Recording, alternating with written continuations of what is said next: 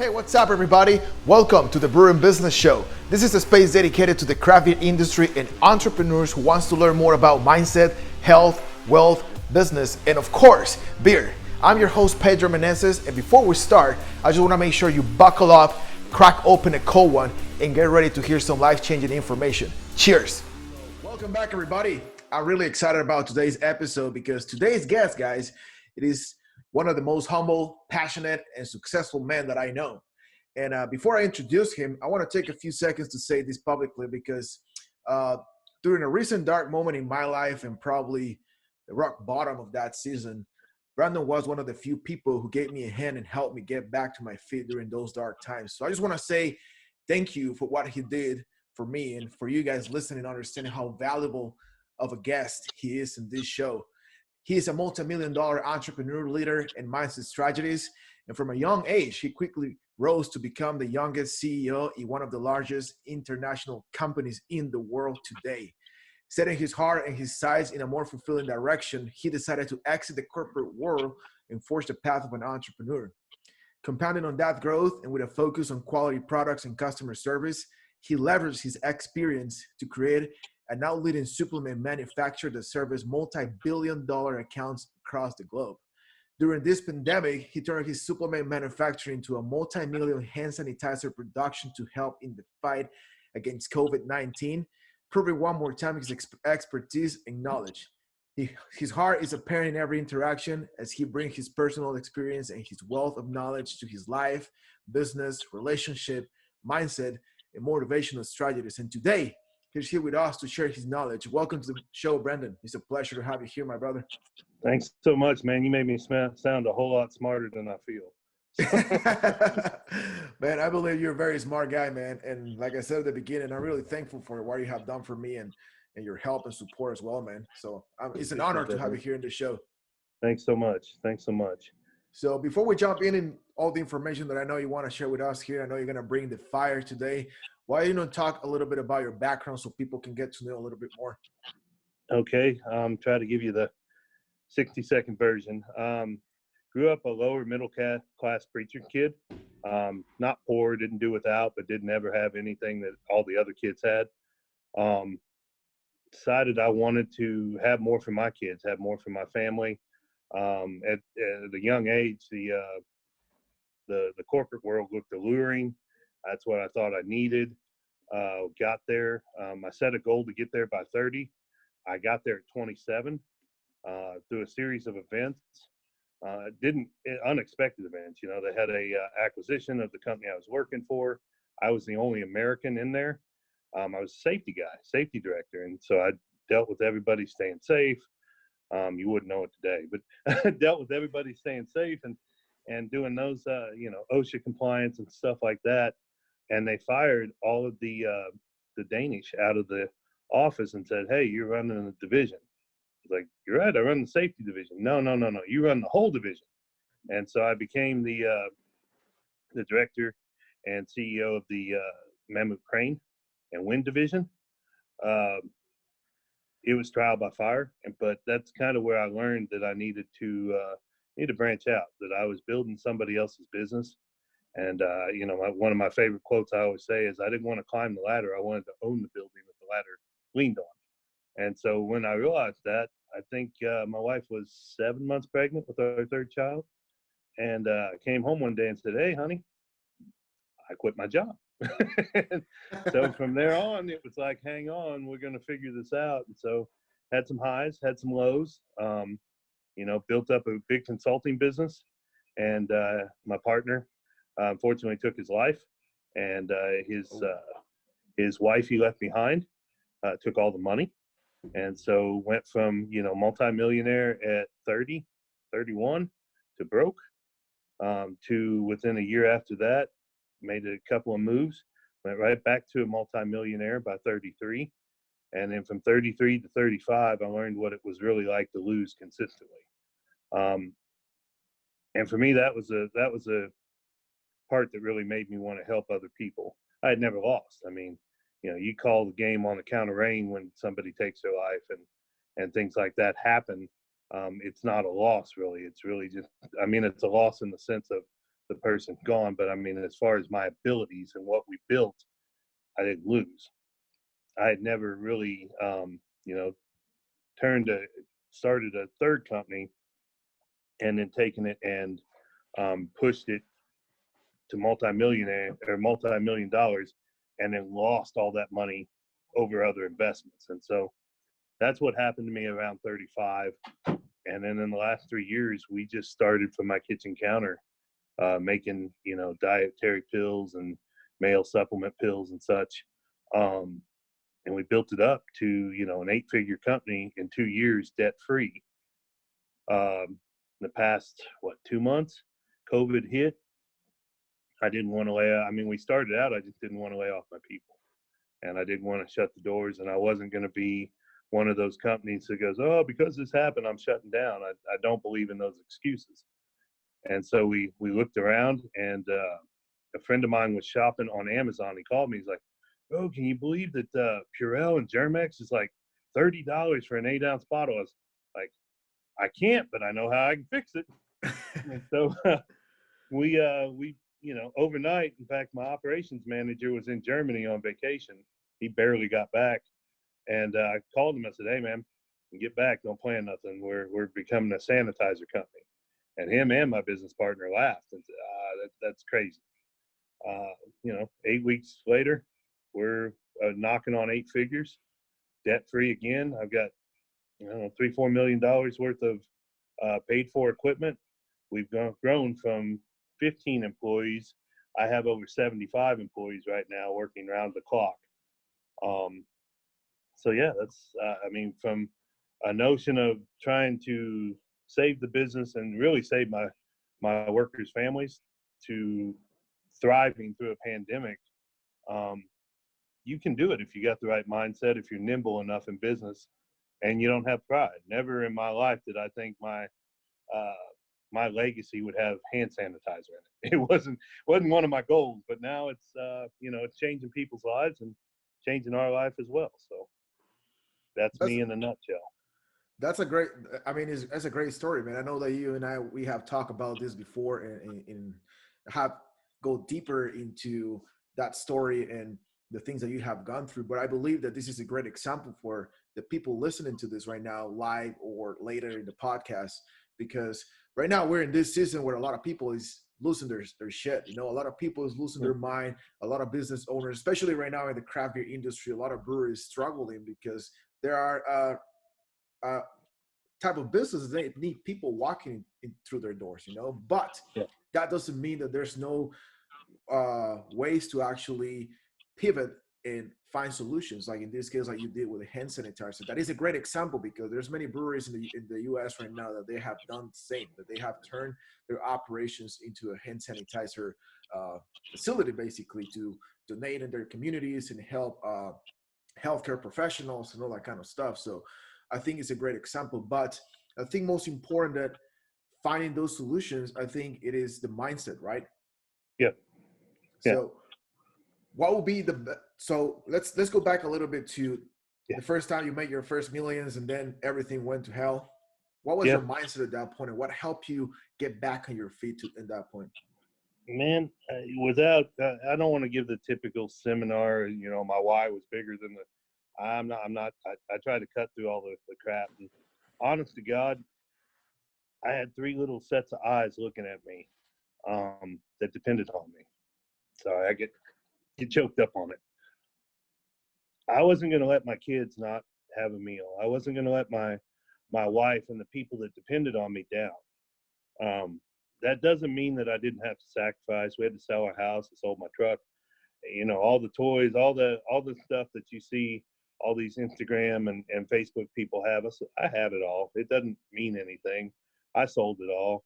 It meant starting up my company. I mean, that's all it is, you know, money in, money out. And what I wasn't going to do is allow the people in my life that bet on me not to have a return on their investment. And so for me, it was about not being that guy that lost it all and got stuck in a time in an acute situation that they turned into a chronic disease. And what I mean by that is it doesn't matter whether it's your business, a divorce, a pandemic or whatever it is, that point in your life can't be the chronic disease. And so many people get stuck, highs or lows, right? So I was a millionaire. I could be stuck on that. Well, kind of like the high school jock that was a football quarterback. You should have seen me in high school. I could stay stuck that I was a millionaire by the time I was 30. Doesn't matter. I'm 38, and if I'm not a millionaire now, what I did back at 30 doesn't matter. My kids won't know what I did at 30, but they know Daddy provides for them today. They know that things are good for them today and tomorrow and the next day because I keep doing what I do. I wasn't born with that mindset. I wasn't born with that abundance mindset of you give, even when you don't have it to give, right? But if you go through enough hard times and you've learned to lose, then you learn how to properly win and to keep winning. And I think people, especially in this pandemic, they get stuck in this. Well, the government's not going to help me out. This person's not helping me out. People can't buy. No, you got to figure out a way to make it work, right? There is no quit. Is your will to win for sale?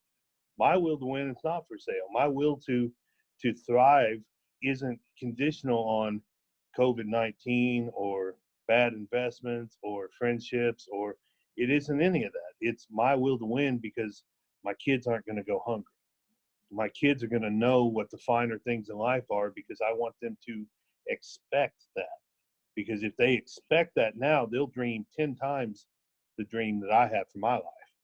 And I mean, what parent, what person doesn't want their legacy to excel and to raise as it grows on to children, grandchildren, great grandchildren, and so on. And to develop that mindset is going to be the difference between your business thriving or your business suffering and dying. Well, no, you're completely right because I think, especially like you said, it doesn't matter in what season in life you find yourself. It can be during this pandemic or any other season in life. When shit hits the fan, it's the same thing. You have Yeah. two options: or you innovate yourself and move forward and do what you need to do in order to provide to your family, your employees, and keep your business alive, or you're say fuck this and quit. Those are your two options basically. Yeah. In any given situation, which that's why I was asking you about this, because I know there's a lot of people watching right now that they're in the middle of this situation where, like, okay, breweries most likely are going to be closed for the next 2 or 3 months still, even that most states are opening. uh, there's still people that are not planning on going into a tap room and stuff like that. There's people. I thought about this, man. Listen, I don't know anybody from any of these companies from Adam, right? I don't know people from CVS and Rite Aid and Kroger and 7-Eleven that were doing this. But Purell couldn't fill their contracts. Germex couldn't fill their contracts. I think it's important for people to understand that if you get creative in positioning your business, the big boys will listen. The Costco's, the Walmart's, whoever will listen. Open up a delivery service. You don't have to shut down because of COVID-19. Get your, beer or whatever you're brewing, get it brewed, get it bottled, start bottling it, start giving a delivery service, start giving a walk-up drive-through. I mean, half the restaurants are doing the same thing. Brewery business should be able to do that. And yeah, listen, it may not be the quantity of volume that you want, right? You're not doing $1 million a month or whatever your numbers are. Maybe you're doing 100,000, but you're doing it with 2% of the employees, so your profit margins are bigger. You're giving a service to people that are scared to give out of their house. I mean, you remember the old milkman, like you see in Leave It to Beaver, right? They drive the little ice truck and drop the milk out on the front porch. Why in the world can't breweries do the same thing? Your neighborhood beer guy, right? And give him a little funky hat and let him drop the beer, the 6-packs off on the stairs. I mean, those are creative ways of, and branded, we're your neighborhood beer guy, or we're your neighborhood milk guy. Same thing, branded that way. And when you turn back, I've got a buddy that did this in Oklahoma with his car lots, right?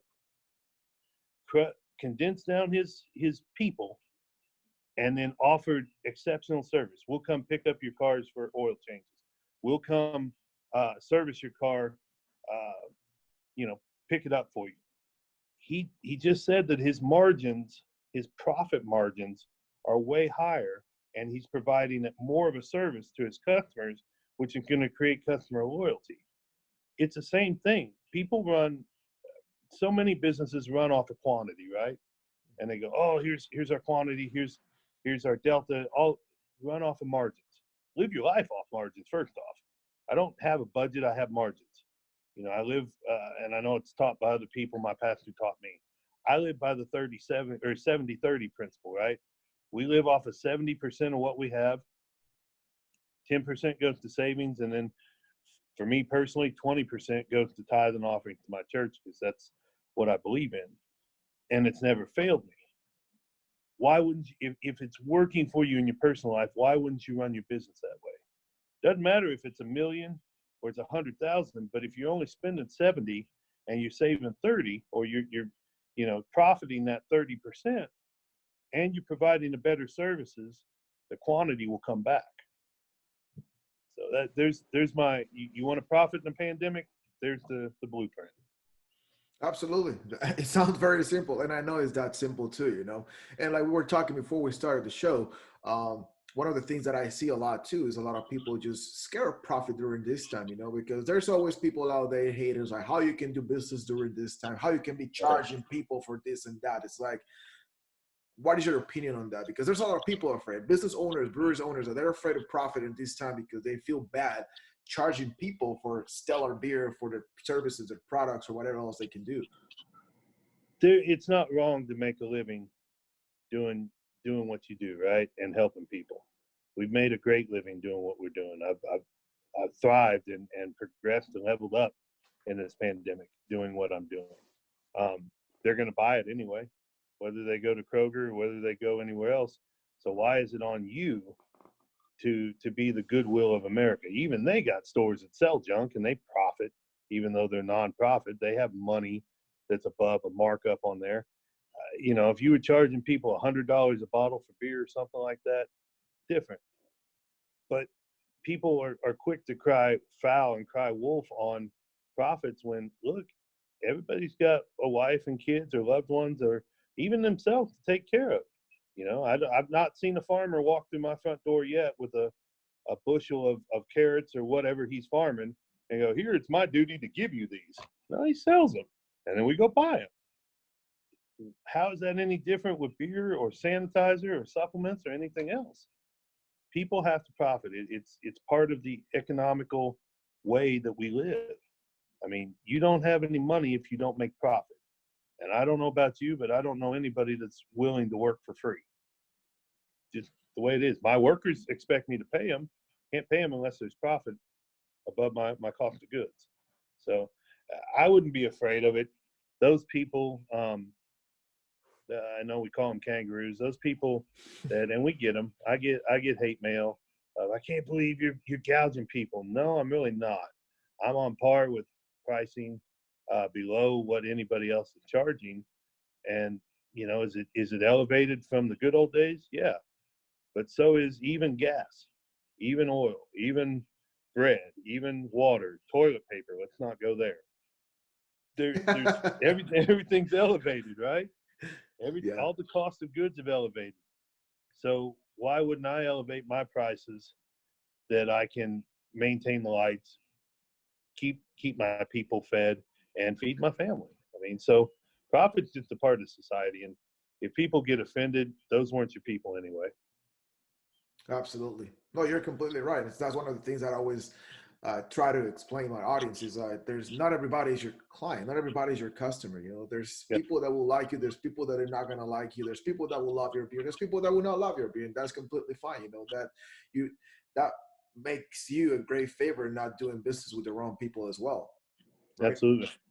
So, and you, my friend, you're being for what you've been sharing in this time during this time right now. It's basically not the first time you find yourself in this situation. You've been going through different almost bankrupts for 2 times before this, and you have been in this situation before, and you have gained a lot of experience. And I'm completely sure that during those times is where you became better and you actually find solutions for you and your family. Could you Yeah, share more of that? One of the best experiences you have gained from yeah. I times like mean, this? from 2 years ago when we started this, or 2.5 years ago now when we started this, um, we were back down to less than broke, right? I won't say that it was the biggest blessing, but it certainly drew my family together, right? So now this isn't just me, Brandon, going out and doing what I want to do. We sat down, and I would encourage anybody going through these tough times, make a plan, figure out what it is that you want to do, but don't be so stuck on what you want to do that you don't see the opportunity. I knew I wanted to manufacture supplements. And so I sat down and communicated that to my wife, um, had the plan out. She thought I was nuts, and I had to prove it to her, that it would work. But, you look at what you're doing, do it, and then figure out, I still love supplements. We'll still go back to doing those as well, but be nimble enough in your thoughts and your processes to do what it is that people are desiring, because that's what's going to make the business successful in the first place. I mean, nobody's buying protein powder right now. Nobody's buying fat burners right now. I mean, maybe a few. There's a few oddities, but as a mass public, they're buying hand sanitizer. So we pivoted. Was it in my immediate? No, but I'm nimble enough to understand that if I can do this and I can make enough profit, that I can grow the other side. But to start all that off is I had an agreement with home. I've often said that, we were broke, and I've said that if home is okay, I can take on the world. If home is not okay, if my wife and I are in an agreement, my kids understand, and my kids are as much involved in these decisions and situations as my wife and I are. If those aren't all in alignment, if those aren't all dreaming the same dream and looking at the vision the same way, man, I can't do any. I'm no good to anybody. I'm no good in the office. I'm no good out on the shop floor. I'm no good at it. But when I know I've got the backing of my wife and my kids are supporting me and they're little cheerleaders, and my daddy manufactures hand sanitizer. That's what he tell everybody. I can push through whatever else I got. I can push through alcohol shortages to make it. I can push through trying to find bottles that nobody can find. And it didn't just come together, right? But because I was broke, because I've been there, because I've done without and lack, I know what it's like. There's a certain um, fight in me. There's a certain grit in me that even though I want to call it quits, even though I don't see where the money's coming from, even though I don't know how I'm going to do it, I got there's air in my lungs and my heart's beating, so I'm just going to do it. And so for me, it's not about having the vision all planned out, because there's a million things every day, every hour that make you want to quit. And if they can't get you in the business side of things, they start hitting relationships and friendships, and people finding fault for what you're doing or how you're doing it, or not having understanding. All of it's going to come expected. But at the end of the day, I go home, I sit on my couch, and I got three kids that love the crap out of me. I got a wife that adores me. I'm blessed. I'm blessed even without all that. But I never recognized that until I went to the bottom, right? When I hit rock bottom, and there's a sweetness about hitting that and then looking back after you built back up to go, my family stuck with me. Not a whole lot of people stuck with me. My wife's ride or die. A lot of wives that would have bounced at the bottom, right? They'd have found somebody else, taking the kids and gone. My wife stuck with me. Some may have that happen. It's a blessing either way. I'm blessed to know that my wife's loyal to a fault. Some of you guys that hit those rock bottoms, and they're going to come. If you didn't during COVID, as it goes, I don't believe we've seen the whole shockwave of what this is going to do to the economy. I don't believe we've seen the whole shockwave of COVID. They keep opening this back up. We're going to see another spike. Mark my words, between There'll be a spike here as they open back up, and then in the fall, remember, there's not a cure for this thing, right? So in the fall, when we get back to that cold, damp weather that they say it thrives in, guess what's going to happen? We're going to hit it again. And that's not to spread fear. That's to get you guys to think right now that prepare, right? Prepare. Understand. You see what you didn't do this time, right? And they're opening it back up, and breweries are going to be able to have people.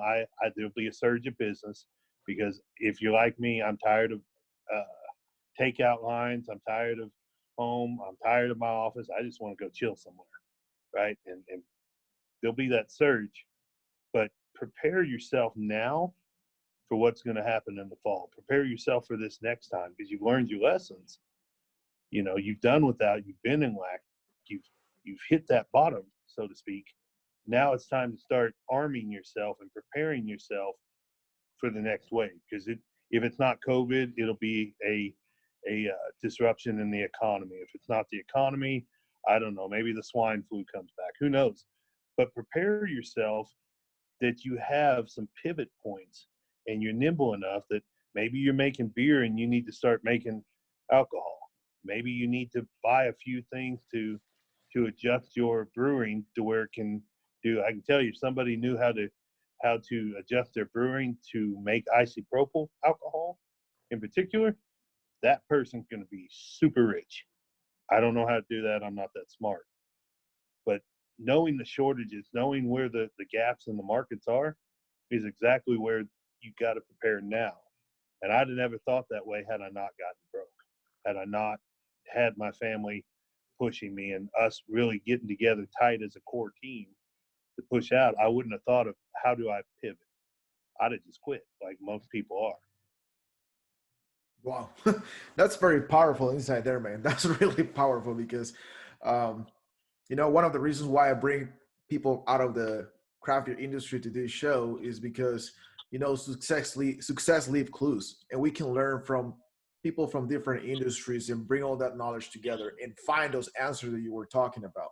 Like Yeah. how to pivot our business, how to implement something different. Like in the same way you turn an entire supplement company into hand sanitizer production, it's the same way breweries can do right now with their beer in the tanks. Yeah. They can convert all that into hand sanitizer and keep providing help because, like I said, we don't know what the hell is going to happen.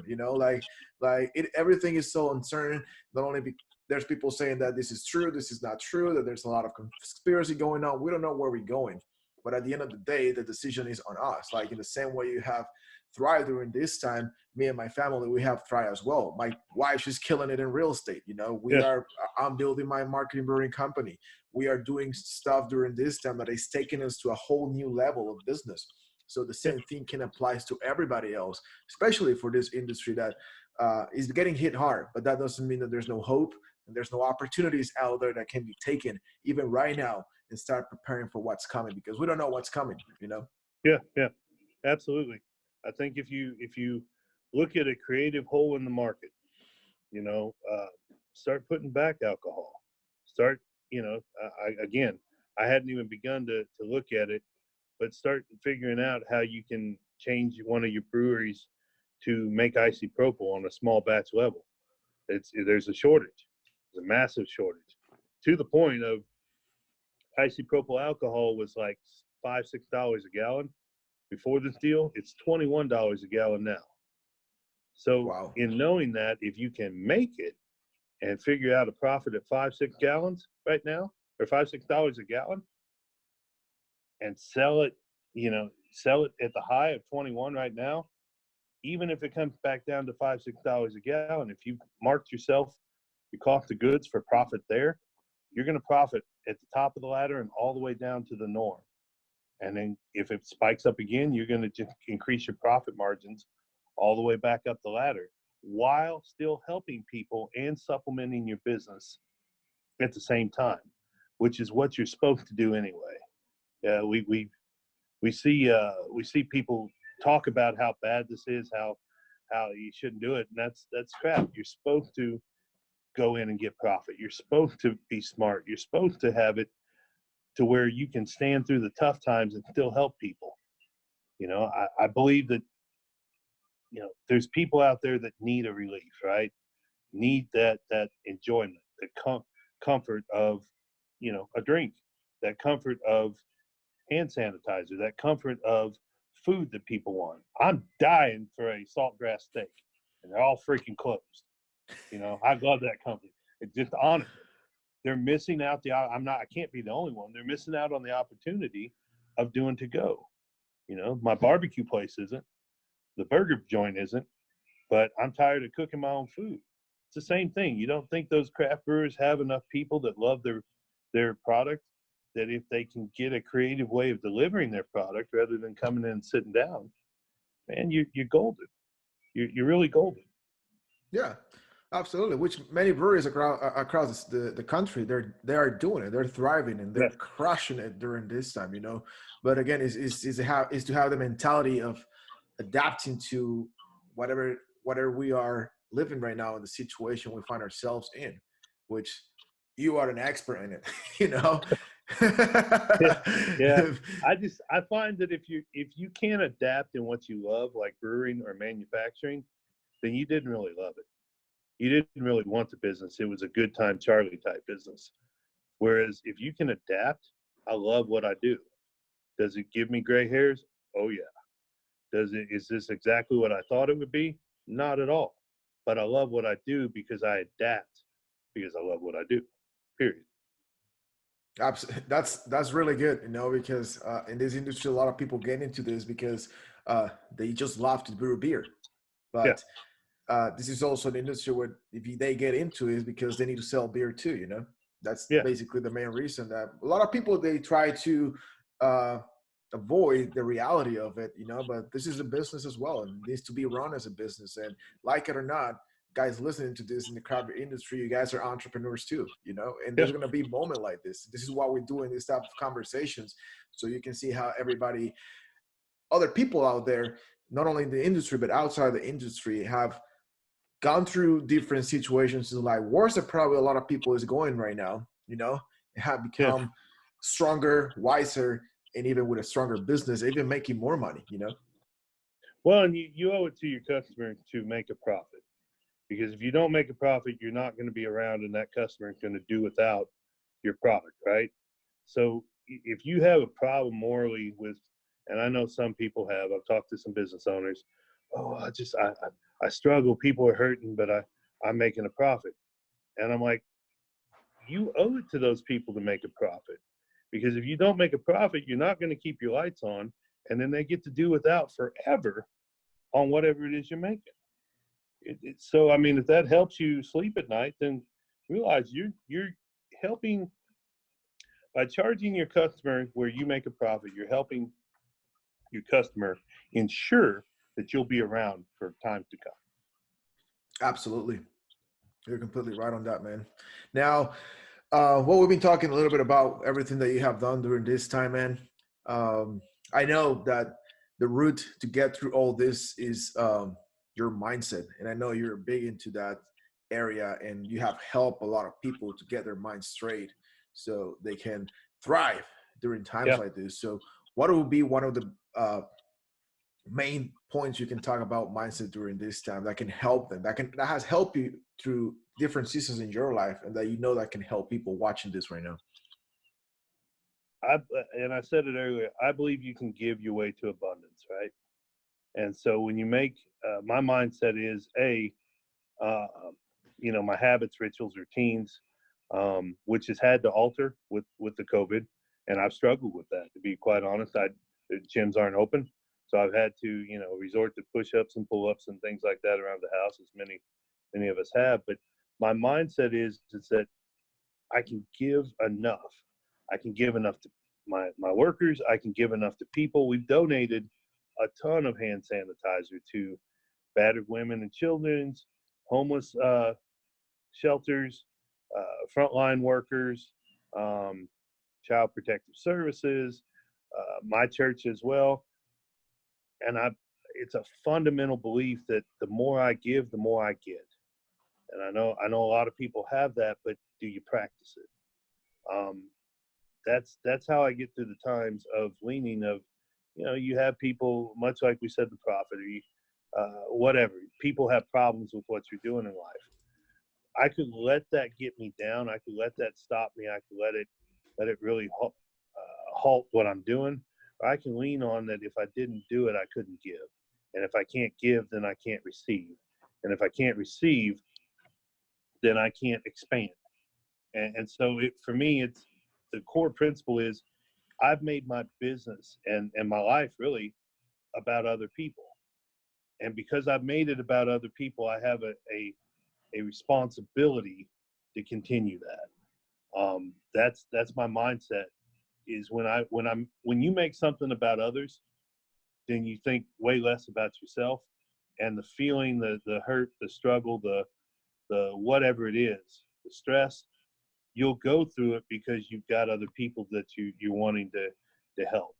And when you have that servant's heart and you position yourself like that, you can't help but succeed.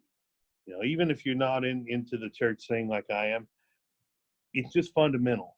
If you help others, then you can't help but to succeed yourself. And if that's what you're about, then take those principles and grind through it. Don't give up, because if you give up, you can't help the others that you want to help. And that's the mindset. I mean, I could tell you to overcome objections, or all of that good stuff that we learned. The fact of the matter is if you can't get it here and you can't put it here for others, then you'll never get to where you want to be. You just won't. It's got to be about helping other people. It's got to be about enriching your life, not getting money, enriching your life with people that you've helped. I mean, that's the simple 30 seconds of it. Yeah, no, you're completely right, man. And I have experienced that for the past couple of months, because we've been going through this transformation of going through hard times and then hitting a new hard time season like the COVID, right? It's Yeah. like one after another one. But it's incredible what happened when you change your mind and then you get in that abundant mindset. And even when you have nothing or barely nothing, you get into that mindset of giving. And it's hard to grasp that mentality sometimes, because it's like, how can I give when I don't have much to give? Like, you have to get out of your. It's one of the biggest lessons I have learned is that it is better to give. You learn more when you give out of your necessity than when you give out of your abundance. Well, yeah, when it means, when it hurts to give is when it means more, right? Yeah. And so my pastor always talks about Keith Craft. He always talks about time, treasure, and talent, right? People think, oh, he gives away money. No, lots of times I give away time. I talk to people and help them, just like I have my coaching program. There's a lot of times I talk to people that aren't in the coaching program, aren't paying for my time, because that's part of what I give back. There's a lot of times that I'll go help move furniture for people, because I have been a big, strong guy for so long. Picking up heavy things is kind of what I do. That's who I am. So, that's a talent of mine. I don't sing. I don't, I don't have any of those artsy talents, but I can pick up heavy furniture. So I use my time, my talent, and really my treasure. My money is the least of what is really meaningful to people, right? So it cost me. It cost that I can't get back to give my time. I can't get that back. And lately it's been very, very seldom that I have time to really give, but we give it anyway. It cost me to give talents, because I could take the talent of coaching or take the talent of moving furniture and get paid for it. But I donate it. I give it as freely given to people that I see needed. And so when you look at it, money's a very uh, cheap form about of giving, right? Everybody looks at money, they're concerned about money, but the real of it is that if you can give your time or your talent to people, that's what's memorable. Absolutely. You're totally right, man. Well, thank you for sharing all this, man. We almost been here for an hour. So I Wow. think, yeah, well, 40, almost 45 minutes. Yeah, it doesn't feel like it's crazy, but I think you have shared a lot of valuable information, especially when it comes to getting through this system, man. It's hard for a lot of people. And I mean, I'm going crazy now. I finally start affecting me because I want to go to the tap room and get drunk, and have a good time with friends and talk to people and all that stuff. And I mean, it is getting out of control, the situation. But Yeah. thank God there's principle that I have implemented, like in the same same and similar principles like yours, to keep my sanity and just keep pushing forward. Know that the things that I'm doing, even if at some point is charging some fees for XYZ services, to help others as well, and Just it helps remember, you. you're blessed to have the problems you have, because Yeah, those problems are typically root from something that you have or own or have the ability to do that others don't even have the ability to have those problems. That's what keeps me grounded, what keeps me focused, is I'm blessed to have the problems. I'm blessed to have the stress I have, is how I tell people. yeah, you're right. And there's absolutely something uh, good out of any situation, and I'm really happy about the situation because it have helped me grow, and I just want to share that with people, and that's the reason why I I'm doing this, so more people in the craft beer industry can get access to information that can help them get through systems like this, that can help them grow their business and change their mentality and implement things that can help them, not only their families, but their employees, their communities, and everybody else around them, because that's the whole point. Absolutely. Anyway, man, but thank you so much for taking the time. Before we wrap this up, what is one last piece of advice you can give to this audience right now listening to this, or later in the podcast or the YouTube channel? What is something that you believe is like the most valuable lesson you can give them so they can get through this time? Because no, we don't know what's going to happen. We don't know what's going to happen in a month, 2-3 months, even by the end of the year. We don't know. It's one word, and it's a word I live by: more. And what I mean by that is, when you want to give up, give more. When you want to pull your hair out, do more. When you don't see a way out, push more. If you always look at you want more money, give more. You want more time, get more efficient. You want more peace, then focus on peace more. Whatever you want, there's going to come hard times. There's going to come more COVIDs. They're not going to let up. This is a mass hard time for people. But in your life, everything that you want is on the other side of more. And once you get to that other side, there's going to be more that you have to do to get what you want once you get there. Life's not a destination, it's a journey. And so that journey never ends.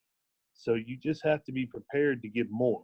Go all out, put all in, and give more. And once you put all in, you haven't put all in because you gained some while you were putting that in. So give that as well, and keep giving more to what you're doing. Wow. Thank you, man. That's really powerful. Thank you for sharing that. And thank you for taking the time of being here, man, and sharing all this valuable information, knowledge, and your experience. I think it's going to be very helpful for people listening right now and in the future as well. So I really appreciate you, man. I know that you have a coaching program right now also. And if there's people that want to reach out to you, maybe they have some questions about how do you implement the strategies for pivoting everything to a hand sanitizer production and all that kind of stuff, where they can find you, man? They can email me at brandongazaway@gmail.com. They can hit me up on Facebook or Instagram under Brandon Gazaway. I'm having my site actually rebuilt, but brandongazaway.com should be up here in the next day or two. Awesome, man. Thank you so much for all you have done today, man. I really appreciate it. And again, thanks for what you have done for me as well, man. I really appreciate everything that you do and how you help people, man. And I'm glad that you were today here with us. And thank you guys for watching. If you're watching this, or if you're going to listen to this in the future, make sure that you watch the previous episodes as well. And if you have any questions or suggestions, you can feel free to reach out to me as well through all the information is in the description of the videos and the audio. So thank you guys for watching, and we will be coming back next week with another great guest. And in the meantime, be safe. Don't panic, and cheers. Thank you, guys. See y'all later. Hey guys, thank you for watching. This show was brought to you by the Marketing Brewing Company, an industry-leading marketing provider and coaching firm. If this episode have provided with valuable information for you and your business, make sure you subscribe to the YouTube channel. And if you know somebody who needs to hear this, share it with them. Send me a text message, a DM, put it on social media, whatever you can do to spread the word. And lastly, if you're a brewery owner ready to take your business to the next level, make sure you head to marketingbrewingco.com and fill out the form to get started and get your free assessment of your current marketing and sales strategies. I will see you guys for the next episode. In the meantime, cheers.